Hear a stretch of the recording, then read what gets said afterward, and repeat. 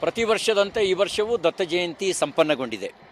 ಬೆಳಗ್ಗೆ ಗಣಪತಿ ಹೋಮ, ರುದ್ರ ಹೋಮ, ದತ್ತಾತ್ರೇಯ ಹೋಮದ ಜೊತೆಗೆ ಕಳಶ ಪ್ರತಿಷ್ಠಾಪನೆ ಮತ್ತು ಅಭಿಷೇಕವೂ ಪೂರ್ಣಗೊಂಡು ದತ್ತಾತ್ರೇಯ ಜಯಂತಿ ಸಂಪನ್ನಗೊಂಡಿದೆ. ವಿವಿಧ ಮಠಾಧೀಶರು ಬಂದು ಆಶೀರ್ವಚನವನ್ನು ನೀಡಿದ್ದಾರೆ. ಇದಕ್ಕೆ ಸಹಕರಿಸಿದಂಥ ಎಲ್ರಿಗೂ ನಾನು ಧನ್ಯವಾದಗಳನ್ನು ಸಲ್ಲಿಸ್ತೇನೆ. ಅದರ ಒಂದು ದುಃಖ ಇದೆ, ಸರ್ಕಾರದ ಪ್ರತಿನಿಧಿಗಳಾಗಿ ಯಾರಾದರೂ ಪಾಲ್ಗೊಳ್ಬೇಕಾಗಿತ್ತು. ಸರ್ಕಾರದ ಪ್ರತಿನಿಧಿಗಳು ಯಾರೂ ಬರದೇ ಇರತಕ್ಕಂಥದ್ದು ದುರದೃಷ್ಟಕರ. ಕಳೆದ ಬಾರಿ ಜಿಲ್ಲಾ ಉಸ್ತುವಾರಿ ಸಚಿವರು ಬಂದಿದ್ದರು. ಈ ಬಾರಿ ಯಾರಾದರೂ ಜಿಲ್ಲಾ ಉಸ್ತುವಾರಿ ಸಚಿವರು ಇನ್ಯಾರೋ ಪ್ರತಿನಿಧಿ ಬರ್ತಾರೆ ಅಂತಕ್ಕಂಥ ನಿರೀಕ್ಷೆ ಇತ್ತು.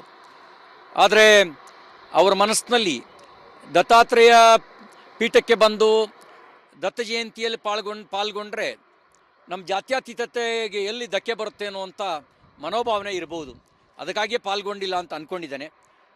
ಜಗತ್ತಿನಲ್ಲಿ ಹಿಂದೂ ಧರ್ಮ ಮಾತ್ರ ಬಹುತ್ವವನ್ನು ಅಳವಡಿಸ್ಕೊಂಡಿರೋದು, ಬರೀ ಒಪ್ಕೊಂಡ್ರದ್ದು ಮಾತ್ರ ಅಲ್ಲ, ಅಳವಡಿಸ್ಕೊಂಡಿರ್ತಕ್ಕಂಥದ್ದು.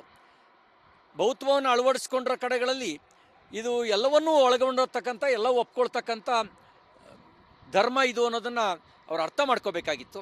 ಅವ್ರು ಬರದೇ ಇರ್ತಕ್ಕಂಥ ದುರದೃಷ್ಟಕರ. ಇಷ್ಟಾದಮೇಲೂ ಕೂಡ ಚೆನ್ನಾಗಾಗಿದೆ. ನಾನು ಅವ್ರಿಗೆ ಒಂದು ಮಾತನ್ನು ಹೇಳಲಿಕ್ಕೆ ಬಯಸ್ತೇನೆ.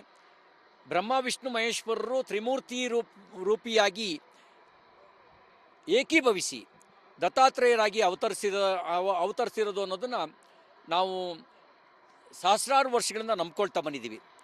ಅಂಥ ಶಿವನನ್ನು ಹಿಂದೂ ಧರ್ಮದಿಂದ ಜಗತ್ತಿನ ಯಾವ ಶಕ್ತಿಯೂ ಬೇರ್ಪಡಿಸೋಕ್ಕೆ ಸಾಧ್ಯ ಇಲ್ಲ.